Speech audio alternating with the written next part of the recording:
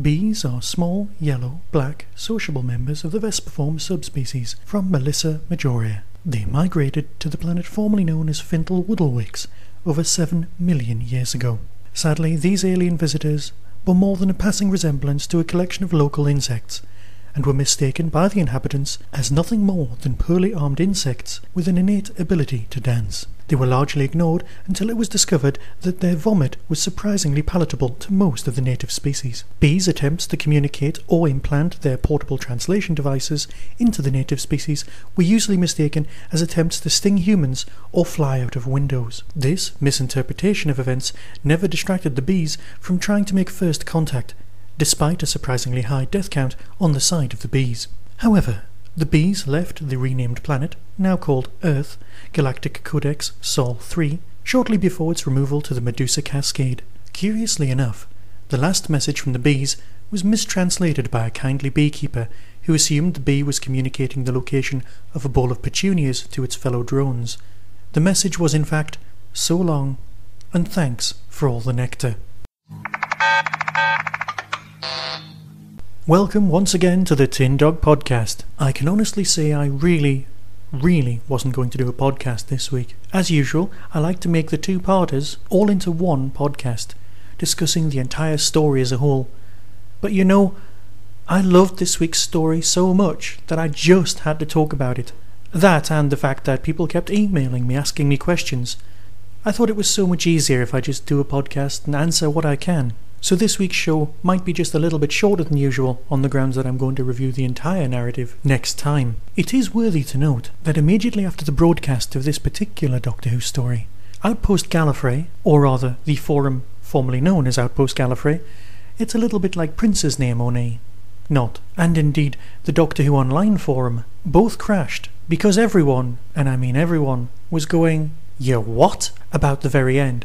And I will discuss the end and what it means to us in a few moments. But as always, I'm getting ahead of myself. We know that all stories that happen at the end of the series usually expect you to have seen quite a few of the other episodes, or at least some of them. This is payback to an audience that is stuck with a story, not that of course we need payback to stick with Doctor Who.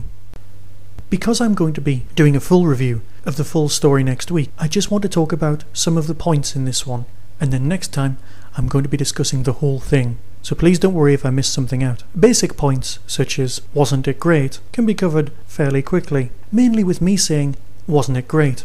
It's lovely to see all of the characters turning up from all of the other shows, everyone coming together, in a surprisingly well written, because it's so difficult and it appears so easy, fashion.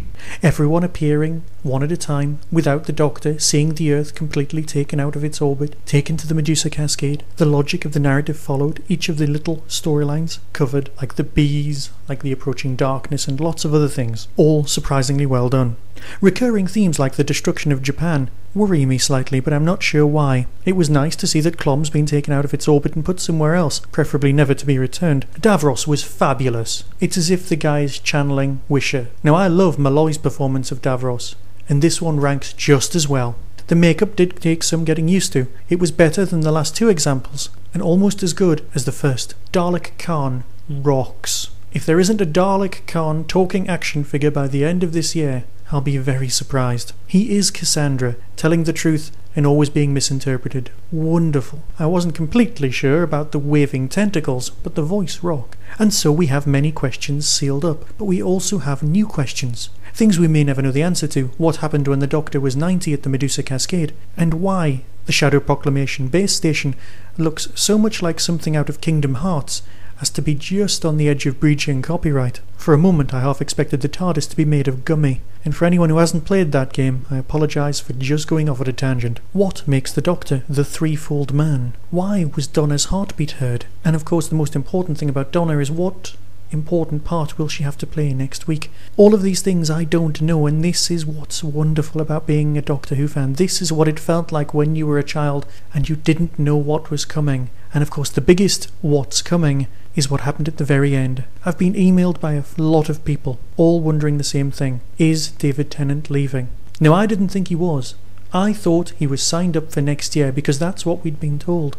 Normally when a new Doctor is announced, there's press, there's all sorts. But am I in denial? Am I just hoping that David will stay on?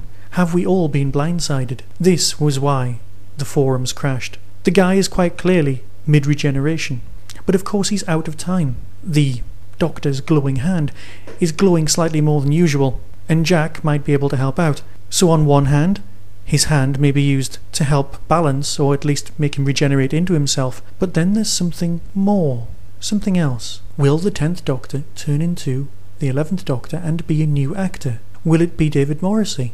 Have we all been lied to in a good way? We feel the way we felt in 1981. Not even that, because we knew Peter Davison was taking over. This was the greatest cliffhanger of all.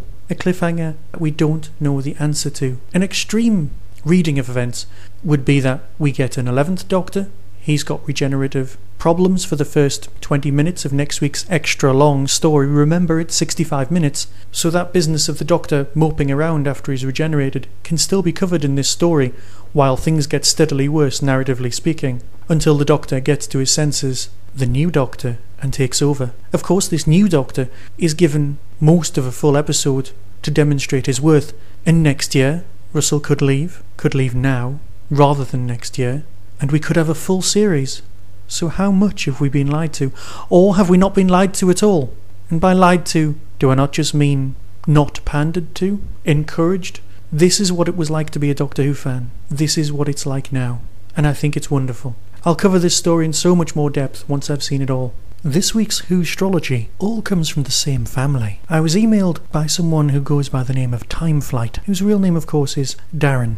Darren was born in the middle of Invasion of the Dinosaurs. Here's his reading. On a trip home, you will discover everyone is out to lunch. You may have lived your life in black and white, but even knowing that, your friends see the colour in you. Choose your own golden age. Avoid pterodons on the underground. They may shout "Kakak!" Yeah, that joke only works if you're a fan of the Target novelizations. Mrs. Timeflight, or Alice as she's known amongst the other Timeflight clan, was born just after Talons of Weng Chiang, or sometimes as it's known, the Talents of Wang Chung, but let's not go there. Here's her reading. Your joint fear of bacon and puppets is known to us all. Beware dead-end science and ludicrously large lasers. A rat may try to befriend you, so remember to wear clean bloomers. Mr. and Mrs. Timeflight had two little Timeflights. Joseph was born in May 2000. Now, as we're aware, Doctor Who TV production wasn't around at that time. However, Big Finish step up to the mark with the wonderful story Red Dawn. Here's a reading for Red Dawn. Your future daughter may turn up in an unexpected place. Knowing what to do in an emergency is always good, but don't plan ahead too much. You never know what's wheezing round the corner. A giant face may have little significance. And finally, the last of the Timeflights. Mina, born July 2003, during the 7th Doctor story, Flip Flop. You often don't know where to start, and sometimes you get confused. But stick with it, and everything will turn out for the best. Everyone has a valid point, and maybe attack isn't always the best form of defense. Only mess with something if you know what you're doing. And that brings us to the end of this week's Whostrology. Here's a trailer for the last episode of this season. The ending approaches. People and planets and stars will become dust. And the dust will become atoms, and the atoms will become nothing. This is my ultimate victory. The destruction of reality itself.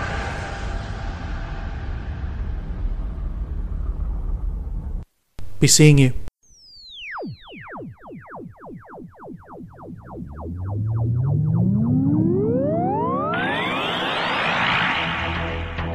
You have been listening to the Tin Dog Podcast. Doctor Who and its associated shows are all trademark of the BBC. No infringement is intended.